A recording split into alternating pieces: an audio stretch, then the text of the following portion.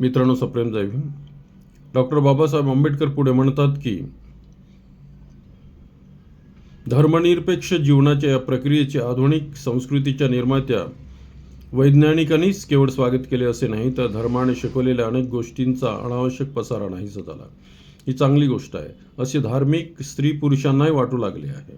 धर्माच्या तत्त्वज्ञानाच्या मूल्यमापनाचे निकष ठरविण्यासाठी आपल्याला आणखी एका वेगळ्या प्रकारच्या धार्मिक क्रांतीचा विचार करावा लागेल. ईश्वर व माणूस यांच्यातील संबंधाबाबत ज्या कल्पना अस्तित्वात होत्या त्यांच्या स्वरूपात आणि आशयात या क्रांतीने परिवर्तन केले. माणूस आणि समाज व माणूस यांच्यामधील संबंधामध्ये या क्रांतीने बदल घडवून आणला. ही क्रांती किती प्रभावी होती याची कल्पना रानटी समाज आणि आधुनिक समाज यांच्यात तुलना केली तर समजून येते. या धार्मिक क्रांतीचा अभ्यास पद्धतशीरपणे झालेला नाही याचे आश्चर्य वाटते, परंतु या क्रांतीचे स्वरूप एवढे प्रभावी होते की त्यामुळे धर्माच्या स्वरूपात आमूलाग्र परिवर्तन झाले.